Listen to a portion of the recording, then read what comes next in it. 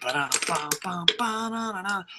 to Koco's Corner. I'm the dude's one Dave Koco from KocoSports.com, KOCOSports.com, or KocoSports.net. It takes you to the same place. It's where the world comes to kick ass, your home for combat sports, and above all, where it's okay to be a passionate fan. Welcome to, I guess now it is weekly. I did not expect this. We got a lot of good feedback on our last review, so I figured, hell, I enjoy the show. I'll talk about it for 10-15 minutes a week. And it is British Bootcamp 2, TNA Wrestling's British Bootcamp 2 weekly review. This time they're in Manchester, and Jeremy Borash, the creator and the hardest working man in pro wrestling. If you ever go to a live TNA event, you just see how hard he works. And I don't know, whatever TNA is paying him, they need to triple, quadruple it. Great guy. I got to interview him in like 12, 13 years ago when TNA first launched. And he was just a great guy. He handles all the media things, and it doesn't matter if you're the radio host or if you're just a guy pressing buttons behind the board. He just treats you with respect, and he's so hardworking. Yeah, to me, you know, I just think Jeremy Borash is one of the hardest working guys ever. I went to the live event in Tokyo, and just seeing him bust his ass is just amazing. So Jeremy Borash is probably, with Jarrett gone, the real heart and soul of the company. But one thing, now that I gave compliment, build Jeremy Borash up to be this great wrestling god, let's tear him down. He said that this was better than last week, as far as talent goes. And no, not even close. Not even close. Last week's talent was so much better. But it was fun. Yeah, last week's talent was so much better, and Grado returns. Yay, Grado. I did not know people hated him. Everyone that ever emailed me is like, I love Grado. I'm like, Grado, yeah, Grado. And they're like, fuck you. Like, okay. Whoa, I didn't know. But Grado does return, and I love Grado. I really do. And all my European friends prior to British Bootcamp 2's preview, like, put him over like $1 million. I find him to be entertaining, not a very good wrestler, but just, I know it's reality television, and I know it's pro wrestling, and I know we're not supposed to use the F word. Don't use the F word, it's bad. But the Al Snow shit just looks fake as shit. Like, everything, you're like, okay, I could buy this. I'm along for the ride. And then Al Snow, who was a darling in WWE Tough Enough, all of a sudden now is the Simon. All right, sure. Okay, whatever. Al Snow's the Simon. I'm playing the fucking game. And Grado comes back, and he's just mad. Get out of here. And, of course, this is, like I predicted last week without knowing spoilers, I knew Grado was going to come back. It's his thing. And people love him over there, and people go crazy. And I don't know. I hope Grado doesn't win because he just doesn't have the in-ring ability. But I'd love to see him be a character, especially if TNA is going to be UK based, and just have some entertainment, funny things. I think the best thing, I watched the post show that TNA puts on, and I'm not a real big fan of the post show that TNA puts on. But one thing that I got out of it was like $1 million gem, and it was from Eric Young. Eric Young about Grado was like, well, I had the talent when I first came in, and I could wrestle, and then I brought the funny. He says Grado has the funny, but we have no idea if he can wrestle. And spoilers, he's not the best of wrestlers. He brings the funny, but he doesn't bring the 5-star matches, I assure you. All right, let's break down who they have. Melina Price is basically the UK's poor version of SoCal Val. She tried to be, I'm a rich girl, this, that. The two women here were good people. Like, you could tell, like, with reality television, they wanted to root for them, but they couldn't cut a promo for shit. And then Gail Kim, which I thought was kind of cool and to the point, Gail Kim just fucking, like, buried them. And, like, yeah, we don't need to worry about getting to the finals. Right in the middle of the wrestling practice, I made it to the second round, and right in the middle, Gail Kim's like, just go home. Just go home. And Gail Kim was nice about it, but it was pretty much the PC, politically correct, suit wearing tie of go fuck yourselves. So both women's made it. Then you had Legrio. I don't have no idea how to pronounce that. Masked wrestler who can speak Spanish.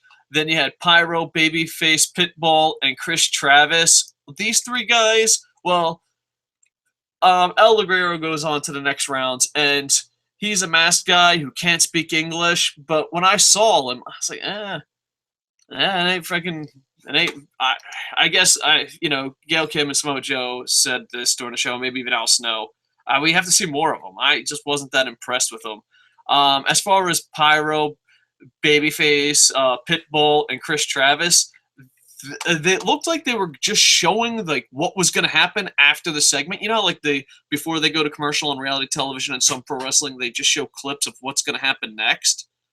Well, these guys, like, I was like, oh, okay, cool. I guess they're going to show after the commercial. I'm like, nope, that's it. They just showed quick clips of it. It was kind of weird. Rampage Brown has everything about it, but he choked big time during the promos. It was painful. Like, Samoa Joe's like, this is my fucking homeboy, but Jesus Christ, man, get your shit together. You also had Lana Austin. She was the one that, basically had a feel-good story, and that's about it. And then Mark Andrews, which everyone absolutely loved him. He's just a smaller wrestler, but had a great personality, could wrestle, all that. The four guys that go on are Mark Andrews, El Legiro, who's the masked guy who can't speak, Chris Travis, which I didn't really get to talk about that much, but he was that indie, look at me, I'm so good looking guy. Like, every federation has that guy, and also Rampage Brown, who I worry about his promo skills. But besides his promo skills, everything else was good. Mark Andrews is the perfect package. El Legiro, who goes on to the finals, or next round, sorry. I don't know. I just wasn't impressed. Chris Travis is I'm the best looking guy in the indie locker room. Look at me, and that's about it. And Rampage Brown can't cut a promo, but has the outside of that, he probably gets an A+ in everything else. And there's one guy I wanted to talk to about, is he got eliminated but made it to the finals, is Babyface Pitbull. Babyface Pitbull, I hate to say this because I don't mean it as an insult.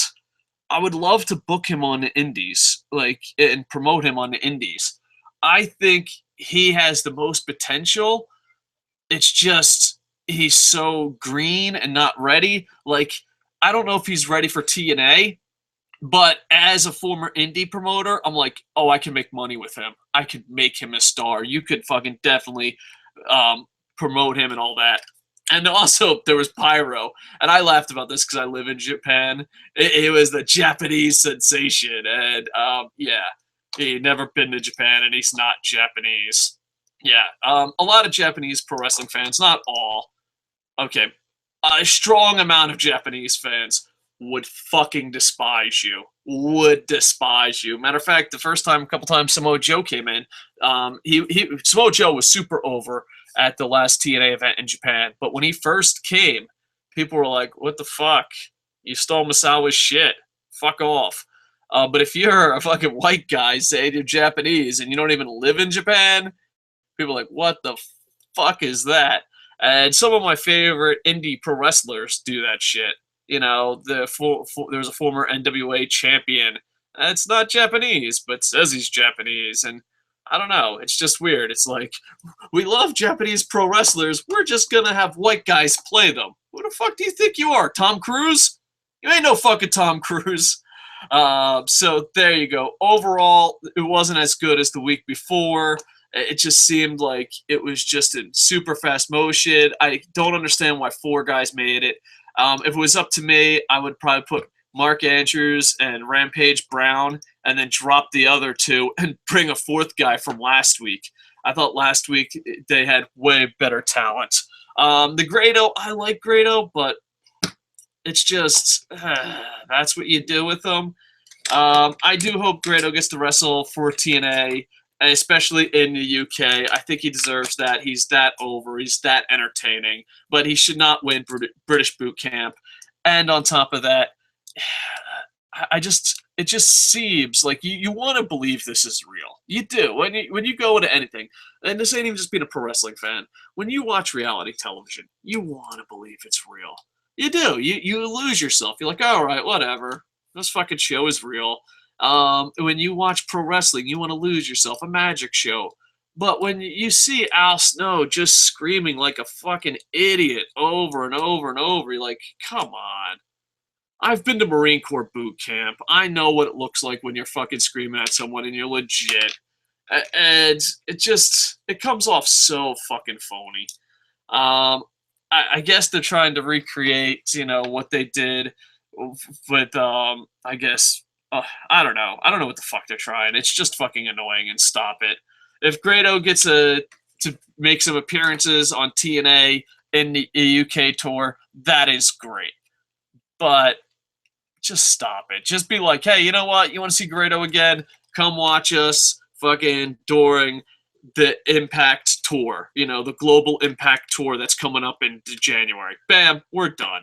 Grado fans are happy. Pro wrestling fans are happy. Done and done. But Al Snow, who used to be a sweetheart in WWE, but now is Simon, yelling at him, just seems like, come on. No one buys this shit. Come on. Like, I want to buy it. You know what I mean? You're trying to trick people, and I want to buy it. I'm like the guy, like, no. I want to buy it. Let's fucking make this happen. And you're just like, no, I'm not buying this shit. Come on. If you want to watch it, there are links in the doobly-doo. Overall, I give this show a tie. I definitely thought last week's show was better. So in the comments, please put win, loss, or tie and what you thought about the people who advanced. All right. I hope to be doing a main event review soon, and I hope to be doing a tons of shows. Also, Lucha Underground starts this week. I'm really excited about that, a brand new product on a national stage in America. And I plan on covering a little bit more British pro wrestling, and we do cover Monday Night Raw and all the big WWE shows, but I'm trying to expand out and cover more stuff, such as British Boot Camp, British indie wrestling, maybe more Japan wrestling. I'm trying to find stuff that I can find access to so that when viewers watch the reviews, they could also watch the show. Because a lot of times if you review something like British Boot Camp and people don't have access to it, they'll be like, what the fuck are you reviewing this shit for? I want to actually watch it if it's good or bad. So we did find access to you to watch British Boot Camp 2. Don't worry, copyright will destroy it, so get there quickly. The link's down in doobly-doo, and we're going to expand and try to hit everything we could possibly hit. So thank you for watching. Please check out kocosports.net. It's our blog for combat sports. Jerry, David Cooey, the whole gang, Scott Adams is working really hard for it to be your number one stop. Hopefully one day we'll be worthy enough for us to be your number one stop, and I am trying to review everything wrestling and then also span into other combat sports here on the channel. So please check out our blog. Also like, comment, subscribe, and with that, I am over. Bum, bum, bum, ba-dum, ba-dum, bum, bum, bum, bum, bum, bum, bum, bum, ba-dum, ba-dum.